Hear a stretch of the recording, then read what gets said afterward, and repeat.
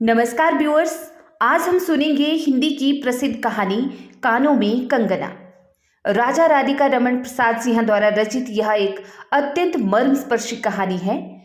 यह कहानी काशी की इंदु पत्रिका में सन 1913 में प्रकाशित हुई थी। आचार्य रामचंद्र शुक्ल ने इसे अत्यंत भावुकतापूर्ण कहानी कहा है। आइए जानते हैं इस कहानी के कुछ प्रमुख बिंदुओं के बारे में और फिर शुरू करते हैं इस कहानी को पढ़ना। तो आज की कहानी है कानों में कंगना, जिसे लिखा है राजा राधिका रमन प्रसाद सिंह ने। इस कहानी का प्रकाशन हुआ था सन 1913 में इंदु पत्रिका में।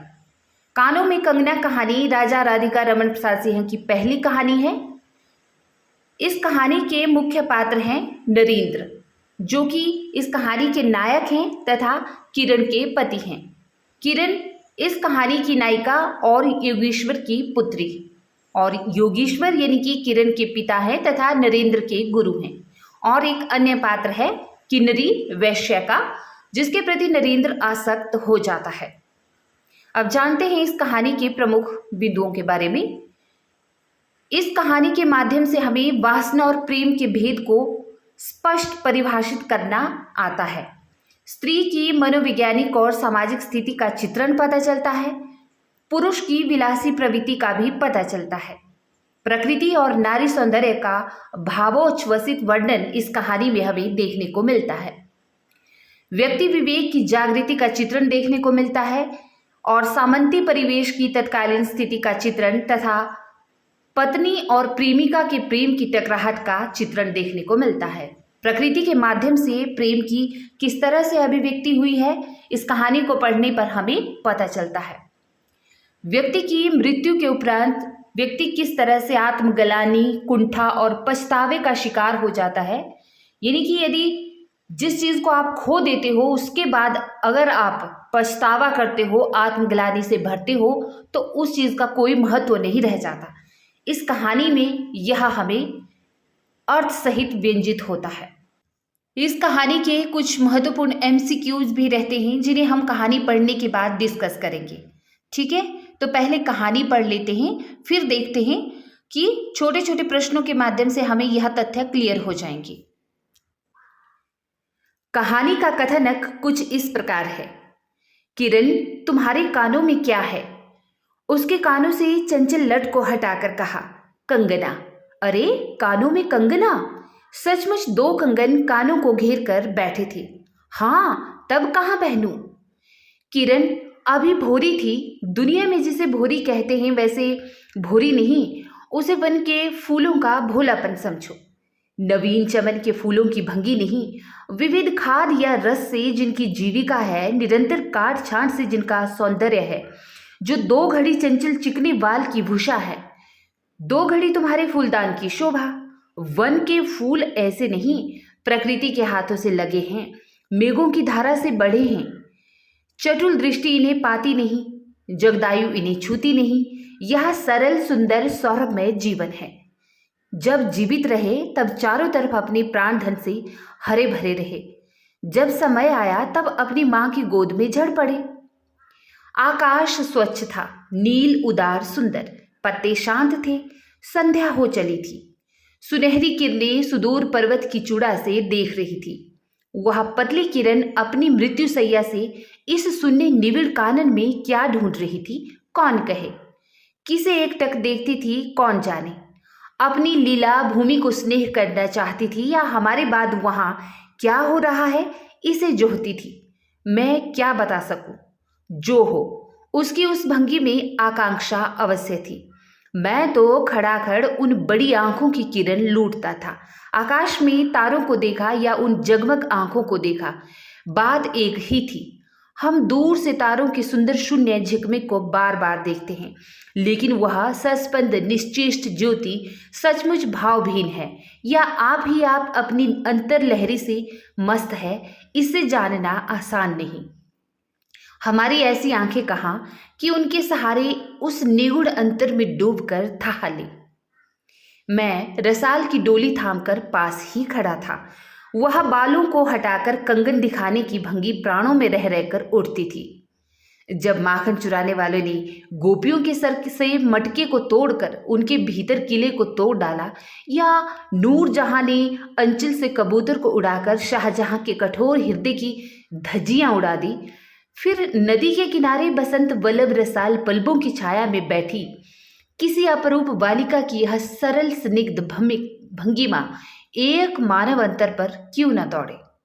यानी कि यहाँ पर जो लेखक है वह स्वयं ही नरेंद्र नाम के एक शख्स का रोल प्ले कर रहा है, और किरण जो उसकी वाइफ है, नरेंद्र की वाइफ, उसकी जो कानों में उसने कंगन पहन रखे हैं और जो उसके बालों की जो लटाएं या यूं कहें घटाओं के तौर पर बिखरी हैं उसके कानों के पास, वहाँ की इस तरह से वह प्रसंग बनाकर मतलब उसकी तारीफ कर रहा है लेखक। ठीक है, उसके सौंदर्य की यहाँ पर अभिव्यक्ति कर रहा है वह। किरण इन आंखों के सामने प्रतिदिन आती ही जाती थी। कभी आम के किटोरे से आंचल भर लाती, कभी मौलसिरी के फूलों की माला बना लाती, लेकिन कभी भी ऐसी बाल सुलभ लीला आंखों से होकर हृदय तक नहीं उतरी। आज क्या था, कौन शुभ या अशुभ क्षण था कि अचानक वह बनेली लता मंदार माला से भी कहीं मनोरम दिख पड़ी। कौन जानता था कि चाल से कुचाल जाने में, हाथों से कंगन भूलकर कानों में पहनने में इतनी माधुरी है। 2 टके के कंगन में इतनी शक्ति है। गोपियों को कभी स्वप्न में भी नहीं झलका था कि बांस की बांसुरी में घूंघट खोलकर नचा देने वाली शक्ति भरी है। यानी कि यहाँ पर जो लेखक है वह अपनी किरण के सौंदर्य की और उसके कंगन को मतलब हाथों के बजाय कानों में पहनने की इस शोभायमान प्रकृति को, इस वातावरण को, इस सुंदर आभूषण के सौंदर्य को कृष्ण की गोपियों से और कृष्ण की जो बांसुरी है उससे कंपैरिजन कर रहा है यहाँ पर। ठीक है, कि किस तरह से गोपियां भी कृष्ण के प्रेम में कितनी मदमस्त थी, है ना, जो एक आम सी बांस की बांसुरी में इतनी शक्ति थी कि वह घूंघट खोलकर नचा देने वाली शक्ति रखती थी। तो उसी तरह से जो कंगन हाथ में पहनने के लिए होते हैं वह किरण कहाँ पहनती थी, कानों में पहनती थी। तो आगे नरेंद्र यानी कि लेखक कहते हैं कि मैंने चटपट उसके कानों से कंगन उतार लिया, फिर धीरे धीरे उसकी अंगुलियों पर चढ़ाने लगा। न जाने उस घड़ी कैसी खलबली थी कि मुंह से अचानक निकल आया, किरण, आज की यह घटना मुझे मरते दम तक न भूलेगी। यह भीतर तक बैठ गई। उसकी बड़ी बड़ी आंखें और भी बड़ी हो गई। मुझे चोट सी लगी। मैं तत्क्षण योगेश्वर की कुटी की तरफ चल दिया। प्राण भी उसी समय नहीं चल दिए। यही विस्मय था। एक दिन था कि इसी दुनिया में दुनिया से दूर रहकर लोग दूसरी दुनिया का सुख उठाते थे। हरिचंदन के पल्लवों की छाया भूलोक पर कहाँ मिले, लेकिन किसी समय हमारे यहाँ भी ऐसे वन थे जिनके वृक्षों के साय में घड़ी निवारने के लिए स्वर्ग से देवता भी उतर आते थे। जिस पंचवटी का अनंत यौवन देखकर राम की आंखें भी खिल उठी थी, वहाँ के निवासियों ने कभी अमर तरु के फूलों की माला नहीं चाही, मंदाकिनी के छींटों की शीतलता नहीं ढूंढी। नंदनो पवन का सानी कहीं वन भी था। कल्प वृक्ष की छाया में शांति अवश्य है, लेकिन कदम की छैया कहाँ मिल सकती। हमारी तुम्हारी आंखों ने कभी नंदनोत्सव की लीला नहीं देखी, लेकिन इसी भूतल पर एक दिन ऐसा उत्सव हो चुका है जिसको देख देख कर प्रकृति तथा रजनी 6 महीने तक ठगी रही। शत शत देवांगनाओं ने परिजात के फूलों की वर्षा से नंदन कानन को उजाड़ डाला। समय ने सब कुछ पलट दिया। अब ऐसे वन नहीं जहां कृष्ण गोलोक से उतरकर 2 घड़ी वंशी की टेर दें। ऐसे कुटीर भी नहीं जिनके दर्शन से रामचंद्र का भी अंतर प्रसन्न हो, या ऐसे मुनीश भी नहीं जो धर्म धुरंधर धर्मराज को भी धर्म में शिक्षा दे। यदि 1-2 भूले भटके हों भी, तब अभी तक उन पर दुनिया का पर्दा नहीं उठ जगमगाया कि माया नहीं लगी। लेकिन वे कब तक बचे रहेंगे? लोग अपने यहाँ अलौकिक बातें कब तक होने देगा? भवसागर की जल तरंगों पर स्थिर होना कब संभव है? ऋषिकेश के पास एक सुंदर वन है। सुंदर नहीं, अपरूप सुंदर है। वह प्रमोद वन के विलास निकुंजों जैसा सुंदर नहीं, वरंच चित्रकूट या पंचवटी की महिमा से मंडित है। वहां चिकनी चांदनी में बैठकर कनक घुंघरू की इच्छा नहीं होती, वरंज प्राणों में एक ऐसी आवेश धारा उठती है जो कभी अनंत साधना के कूल पर पहुंचाती है, कभी जीव जगत के एक एक तत्व से दौड़ मिलती है। गंगा की अनंत गरिमा, वन की निबीड़ योग निद्रा वहीं देख पड़ेगी। कौन कहे वहां जाकर यह चंचल चित्त क्या चाहता है, गंभीर अलौकिक आनंद या शांत सुंदर मरण। इसी वन में एक कुटी बनाकर योगीश्वर रहते थे। योगीश्वर यानी योगीश्वर ही थे। यद्यपि वह भूतल पर ही रहते थे, तथापि उन्हें इस लोक का जीव कहना यथार्थ नहीं था। उनकी चित्तवृत्ति सरस्वती के श्री चरणों में भी थी या ब्रह्मलोक की अनंत शांति में लिपटी थी, और वह बालिका स्वर्ग से एक रश्मि उतरकर उस घने जंगल में उजेला करती फिरती थी। वह लौकिक मायाबद्ध जीवन नहीं था, इसे बंधन रहित बाधाहीन नास्तिक किरणों की लेखा कहिए। मानो निर्मुक्त चंचल मलय वायु फूल फूल पर डाली डाली पर डोलती फिरती हो, या कोई मूर्तिमान अमर संगीत विरोक टोक हवा पर या जल की तरंग भंग पर नाच रहा हो। मैं भी वहां इस लोक का प्रतिनिधि था। मैं भी उन्हें उन्हीं की अलौकिक स्थिति के इस जटिल मर्त्य राज्य में खींच लाता था। कुछ साल से मैं योगीश्वर के यहाँ आता जाता था। पिता की आज्ञा थी कि उनके यहाँ जाकर अपने धर्म के सब ग्रंथ पढ़ डालो। योगेश्वर और बाबा लड़कपन के साथी थे, इसलिए उनकी मुझ पर इतनी दया थी।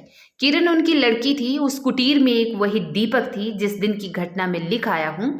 उसी दिन सवेरे मेरे अध्ययन की पूर्णाहुति थी और बाबा के कहने पर एक जोड़ा पीतांबर, 5 स्वर्ण मुद्राएं तथा किरण के लिए 2 कनक कंगन आचार्य के निकट ले गया था।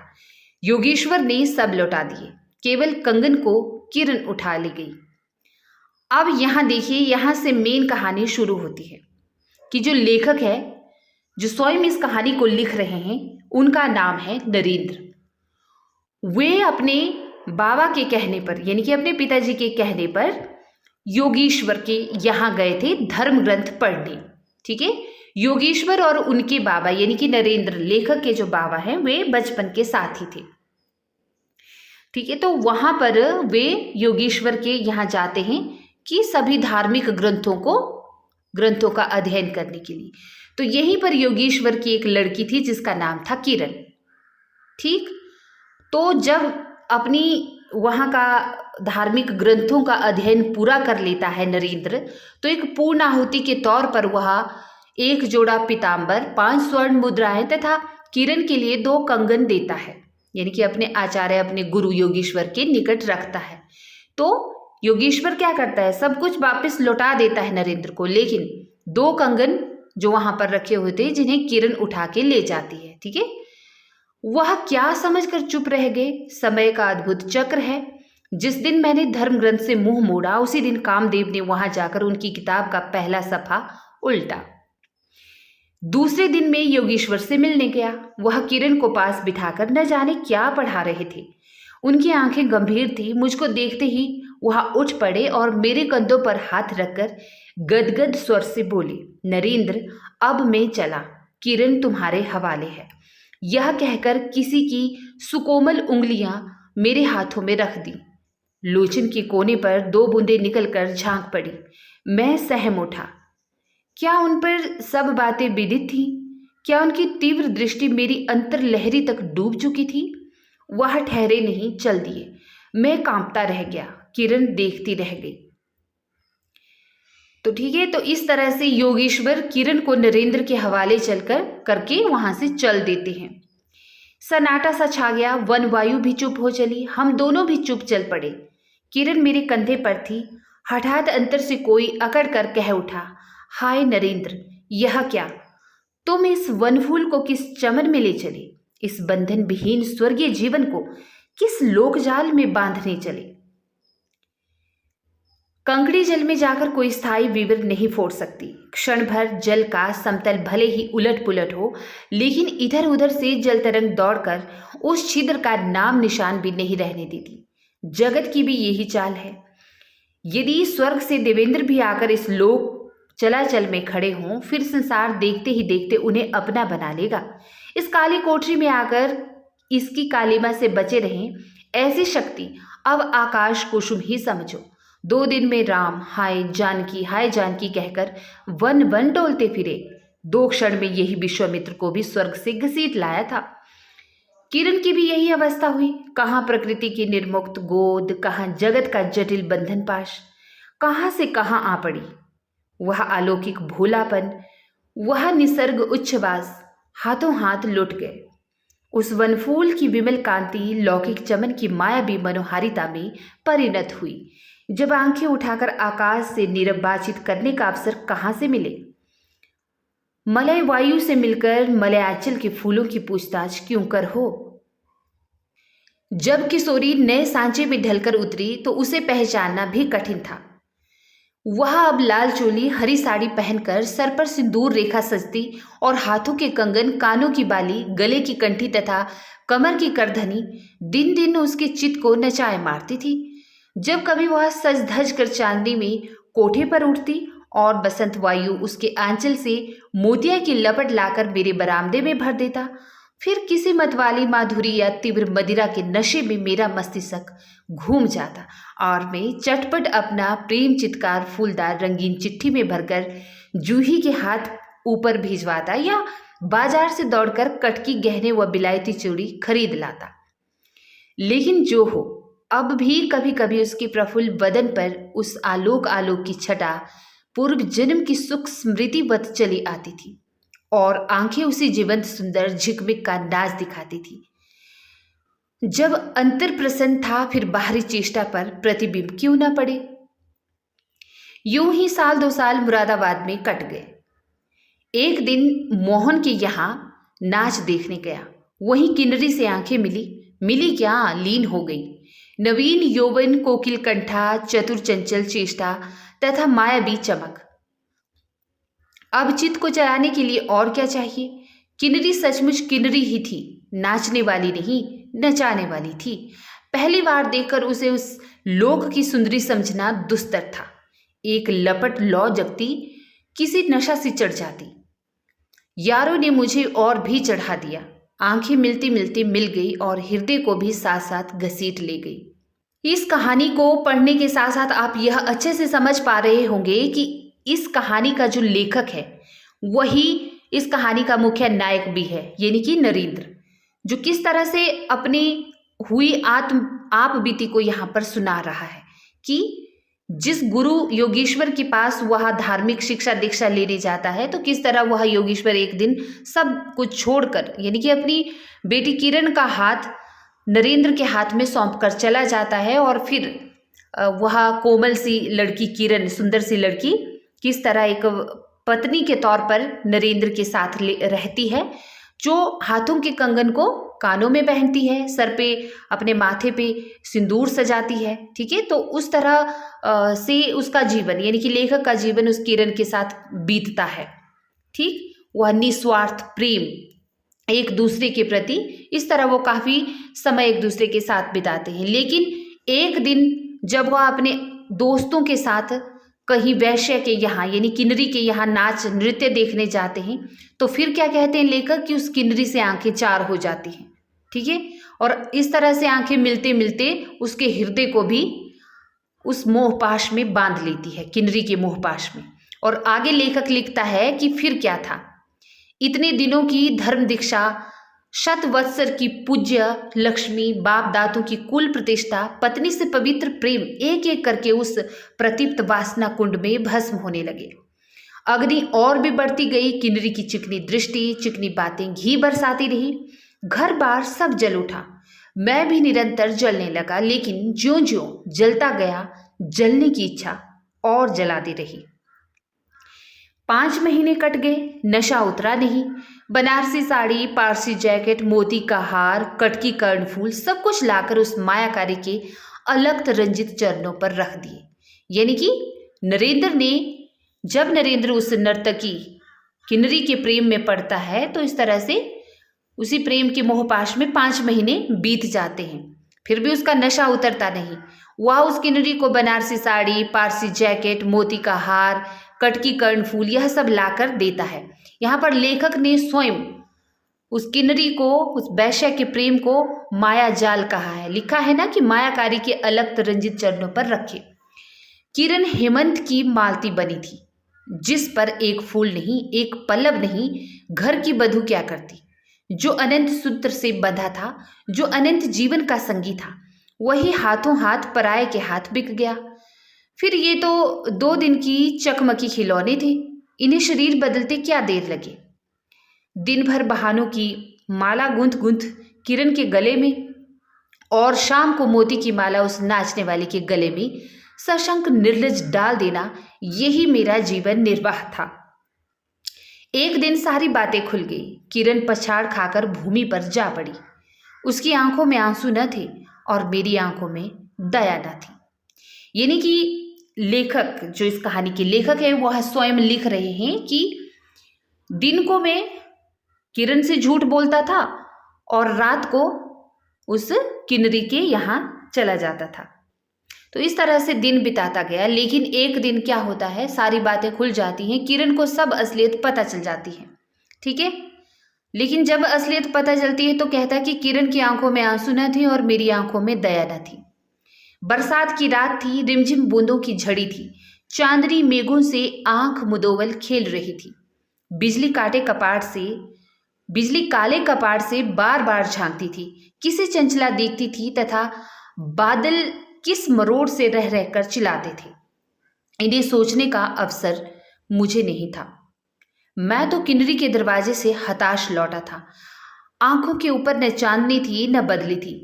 त्रिशंकु ने स्वर्ग को जाते जाते बीच में ही टंकर किस दुख को उठाया, और मैं तो अपने स्वर्ग के दरवाजे पर सर रखकर निराश लौटा था। मेरी वेदना क्यों न बड़ी हो। हाय, मेरी अंगुलियों में एक अंगूठी भी रहती तो उसे नजर कर उसके चरणों पर लौटता। घर पर आते ही जूही को पुकार उठा, जूही, किरण के पास कुछ भी बचा हो तब फौरन जाकर मांग लाओ। ऊपर से कोई आवाज नहीं आई, केवल सर के ऊपर से एक काला बादल कालान चित्कार के चिल्ला उठा। मेरा मस्तिष्क घूम गया। मैं तत्क्षण कोठे पर दौड़ा। सब संदूक झांके, जो कुछ मिला सब तोड़ डाला, लेकिन मिला कुछ भी नहीं। अलमारी में केवल मकड़े का जाल था और श्रृंगार बक्स में एक छिपकली बैठी थी। उसी दम किरण पर झपटा। पास जाते ही सहम गया। वह एक तकिए के सहारे निसहाय निस्सपंद लेटी थी। केवल चांद ने खिड़की से होकर उसे गोद में रखा था और वायु उस शरीर पर जल से भिगोया पंखा झल रही थी। मुख पर एक अपरूप छटा थी। कौन कहे, कहीं जीवन की शेष रश्मि क्षण भर वहीं अटकी हो। आंखों में एक जीवन ज्योति थी। शायद प्राण शरीर से निकलकर किसी आश्रय से वहां बैठ रहा था। मैं फिर पुकार उठा, किरण, किरण, तुम्हारे पास कोई गहना भी रहा है? हाँ, क्षीण कंठ की काकली थी। कहाँ है, अभी देखने दो। उसने धीरे से घूंघट सरकाकर कहा। वही कानों का कंगना। सर तकिए से ढल पड़ा, आंखें भी झिप गई। वह जीवंत रेखा कहाँ चली गई? क्या इतने ही के लिए अब तक ठहरी थी? आंखें मुख पर जा पड़ी। वही कंगन थे, वैसे ही कानों को घेर कर बैठे थे। मेरी स्मृति तड़ित वेग से नाच उठी। दुष्यंत ने अंगूठी पहचान ली। भूली शकुंतला उस पल याद आ गई। लेकिन दुष्यंत सौभाग्यशाली थे कि चक्रवर्ती राजा थे कि अपनी प्राण प्रिया को आकाश पाताल छान कर ढूंढ निकाला। मेरी किरण तो इस भूतल पर न थी कि किसी तरह प्राण देकर भी पता पाता। परलोक से ढूंढ निकालूं, ऐसी शक्ति इस दीनहीन मानव में कहाँ। नशा जो चढ़ा हुआ था वह उतर पड़ा। सारी बातें सूझ गई। आंखों पर की पट्टी खुल गई। लेकिन हाय, खुली भी तो उसी समय जब जीवन में केवल अंधकार ही रह गया। तो ये कहानी थी कानों में कंगना। यानी कि लेखक जो नरेंद्र होते हैं वहां आकर क्या देखते हैं, उनकी जो किरण है, जब उस किरण को पता चलता है कि मेरे पति तो किसी किन्नरी वैश्य के प्रेम में बिल्कुल अंधभक्त की तरह वही रमे हुए हैं, तो वह अपनी जीवन लीला को समाप्त कर देती है। ठीक है, और वह अपनी आत्महत्या कर लेती है। लेकिन यहाँ पर आप देख रहे होंगे कि ये लेखक के लिखने का एक ढंग है, एक शैली है कि किस तरह से उन्होंने अपनी आत्म पीड़ा को, अपने प्रेम के इस मर्म स्पर्श एहसास को इस तरह से अपनी लेखनी के जरिए लिखा हुआ है। ठीक है, यहाँ पर आपको दुष्यंत और शकुंतला के प्रेम का भी जिक्र देखने को मिलेगा। ठीक है, कि जब दुष्यंत को अंगूठी मिली थी, जब उसे शकुंतला की याद आई थी, तो किस तरह से उसने आकाश पाताल एक करके अपनी शकुंतला को ढूंढ निकाला था, अपनी प्राण प्रिय शकुंतला को। क्योंकि दुष्यंत एक सौभाग्यशाली चक्रवर्ती राजा थे, लेकिन नरेंद्र कहते हैं कि मैं तो एक नादान सा, मतलब एक साधारण सा मनुष्य हूं, मैं कहाँ से अपनी किरण को ढूंढ लाऊं। लेकिन अब तक उसकी आंखों में जो पराई औरत के प्रेम का पर्दा पड़ा हुआ था, वह जो माया जाल पड़ा था, वह हट चुका था, लेकिन अब तक बहुत देर हो चुकी थी। अब उस पश्चाताप का क्या, जब उसकी किरण ही नहीं रही थी। ठीक है, तो यह कहानी हमें बहुत संवेदनाओं से भरी हुई दिखती है, बहुत भाव विभोर करती है। और देखिए, साथ ही साथ लेखक के इस कहानी को लिखने का ढंग देखिए, शैली को देखिए आप, कि राधा कृष्ण के प्रेम का वर्णन मिलेगा, है ना, शकुंतला दुष्यंत के प्रेम का यहाँ पर उदाहरण मिलेगा आपको, राम सीता के प्रेम का वर्णन मिलेगा। कितने ही वर्णन इस कहानी में आपको देखने को मिलेंगे। तो इतना स्निग्ध, इतना प्रगाढ़ प्रेम पहले नरेंद्र को किरण से होता है, फिर वैसे ही वह किन्नरी वैश्य के प्रेम में पड़ जाते हैं। लेकिन जब तक उन्हें होश आता है, तब तक सब कुछ समाप्त हो गया होता है, सब कुछ खत्म हो गया होता है। ठीक है, तो लेखक स्वयं यहाँ लिखता है कि किन्नरी का प्रेम एक माया जाल था, उस माया जाल में मैं अंधों की तरह फंस गया था। ठीक है, तो ये थी आपकी कहानी कानों में कंगना। अब कुछ एमसीक्यूज देखते हैं, जिसके जरिए आपको यह कहानी बिल्कुल अच्छी तरह से याद हो जाएगी। तो इस कहानी को पढ़कर और सुनकर हमें वासना और प्रेम में अंतर देखने को मिला। किस तरह वासना और प्रेम में भेद होता है, यह स्पष्ट पता चला। और एक स्त्री की मनोवैज्ञानिक और सामाजिक स्थिति का भी चित्रण यहाँ पर देखने को मिला। साथ ही पुरुष की विलासी प्रवृत्ति का चित्रण देखने को मिला, है ना। और प्रकृति और नारी सौंदर्य का भी यहाँ पर किस तरह से एक उच्छ्वासित भावों को उद्गिलित करने वाला वर्णन था लेखक ने किया हुआ, यह सब देखने को मिलता है। व्यक्ति अपना सब कुछ गंवाकर किस तरह से अंत में व्यक्ति विवेक की जागृति होती है, नरेंद्र को किस तरह से अपने किए कर्मों का पछतावा होता है, यह सब देखने को मिलता है, उसका विवेक जागता है। सामंती परिवेश की उस समय की जो तत्कालीन स्थिति थी, उसका चित्रण लेखक ने ज्यों का त्यों किया है। और जब एक पत्नी और प्रेमिका के प्रेम की टकराहट, प्रेम आपस में टकराता है, तो किस तरह की स्थितियां, परिस्थितियां उत्पन्न होती हैं, यह सब देखने को मिला। प्रकृति के माध्यम से भी प्रेम की अभिव्यक्ति हुई है, और व्यक्ति की मृत्यु के उपरांत आत्मग्लानि से और पछतावे की पीड़ा से भर जाना, इसका कोई महत्व नहीं रह जाता है ना। वह सारहीन, महत्वहीन जीवन रह जाता है फिर। तो इस तरह के भाव इस कहानी में हमें देखने को मिलते हैं। और अब ये कुछ एमसीक्यू मैंने आपके सामने रखे हैं, जिनसे आपको पूरी की पूरी कहानी बिल्कुल अच्छे से स्मरण हो जाएगी। तो देखिए, कानों में कंगना कहानी का प्रकाशन क्या है, तो वर्ष 1913। और कानों में कंगना कहानी लिखी किसने है? राजा राधिका रमन प्रसाद सिंह ने। ठीक है, कानों में कंगना कहानी का प्रकाशन किस पत्रिका में हुआ था? इंदु पत्रिका में। कानों में कंगना कहानी किस कहानी संग्रह में संकलित है? कुसुमांजलि कहानी संग्रह। राजा राधिका रमन प्रसाद सिंह का एक कहानी संग्रह है, जिसका नाम है कुसुमांजलि। इस कहानी संग्रह में कुल 6 कहानियां संकलित है। इस कहानी संग्रह का प्रकाशन हुआ था 1913 में। कानों में कंगन कौन पहनती है? किरण। किरण के पिता और पति कौन थे? तो किरण के पिता योगेश्वर थे, जिसके यहाँ नरेंद्र क्या गए थे? धर्म ग्रंथ पढ़ने गए थे, धार्मिक शिक्षा दीक्षा लेने गए थे। और किरण के पति थे नरेंद्र। ठीक है, तो योगेश्वर किरण के पिता तो होते ही हैं, साथ में नरेंद्र के गुरु भी होते हैं। नरेंद्र योगेश्वर के यहाँ क्या करने गया था? तो नरेंद्र योगेश्वर के यहाँ धर्म ग्रंथ पढ़ने गया था। किरण किसकी कुटिया से कंगन उठा लाई थी? तो किरण बाबा की कुटिया से कंगन उठा लाई थी। किरण के प्रेम जाल में कौन फंस गया था? तो किन्नरी के प्रेम जाल में कौन फंस गया था? तो किन्नरी के प्रेम जाल में नरेंद्र फंस गया था। ठीक है, पहले उसको किरण से प्रेम होता है, शादीशुदा जीवन उसके साथ बिताता है कुछ समय और फिर किन्नरी के प्रेम में फंस जाता है। किरण का जान देने का क्या कारण था? तो देखिए, नरेंद्र का किन्नरी से प्रेम करना ही किरण के जान देने का मुख्य कारण था। नरेंद्र को किरण के श्रृंगार बक्से में क्या मिला? तो नरेंद्र को किरण के श्रृंगार बक्से में छिपकली मिली। नरेंद्र को किरण के पास और क्या मिला? तो नरेंद्र को किरण के पास और फिर वही 2 कंगन मिलते हैं जो कभी उसने गुरु दक्षिणा के तौर पर वहां पर अपने गुरु के आगे रखे हुए थे और जिन्हें किरण उठा के ले गई थी। तो वही 2 कंगन। ठीक है। नरेंद्र किन्नरी को क्या क्या देता है? नरेंद्र किन्नरी को बनारसी साड़ी, पारसी जैकेट, मोती का हार, कटकी, कर्णफूल इत्यादि देता है। इस कहानी के अंत में अनेक इसकी कहानी की चर्चा है। तो यहाँ पर हमें दुष्यंत और शकुंतला, जो अभिज्ञान शाकुंतलम के अंतर्गत इनकी स्टोरी है, वहाँ देखने को मिलती है। उसका एक उदाहरण देखने को मिलता है। राजा राधिका रमन प्रसाद सिंह का जन्म कब हुआ था? तो 10 सितंबर 1890 को, ठीक है, शाहाबाद बिहार में राजा राधिका रमन प्रसाद सिंह का जन्म हुआ था। कब हुआ था? 10 सितंबर 1890 को। राजा राधिका रमन प्रसाद सिंह यानी कि जो स्वयं यहाँ पर लेखक भी हैं, उनको राजा की उपाधि कब मिली थी? तो देखिए, 1 जनवरी 1920 को इन्हें राजा की उपाधि मिली थी। राजा राधिका रमन प्रसाद सिंह, या यूं कहें लेखक, अंग्रेज सरकार में जिला बोर्ड के अध्यक्ष पद पर कब तक रहे? ठीक है, तो अंग्रेजों का बोलबाला था उस समय, तो हमारा देश गुलाम था जब यह कहानी लिखी है ना।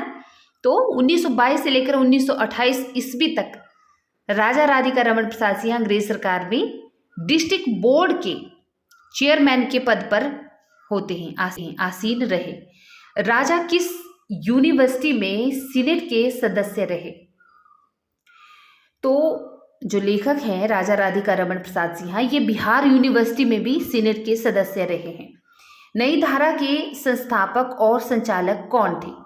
तो राजा राधिका रमन प्रसाद सिंह, ये हिंदी नई धारा का नाम आपने सुना होगा, ठीक है। तो उस नई धारा के ये संस्थापक और संचालक भी थे, और साथ ही इन्हें पद्म भूषण से भी सम्मानित किया गया था। तो कब सम्मानित किया गया था? 1962 में, ठीक है। तो ये था लेखक के बारे में और कानों में कंगना कहानी के बारे में कुछ महत्वपूर्ण बिंदु और इस कहानी के पात्र तथा इस कहानी का जो उद्देश्य था। तो ये थी कहानी कानों में कंगना। होप आप सभी को समझ आई होगी। आप सभी से अनुरोध है कि प्लेलिस्ट में जाकर सभी कहानियों को पढ़ें, अपनी राय दें और साथ ही साथ इस चैनल को शेयर भी करते रहें। मिलती हूँ एक और नई मर्मस्पर्शी कहानी लेकर। तब तक अपना ख्याल रखिए, पढ़ते रहिए। नमस्कार।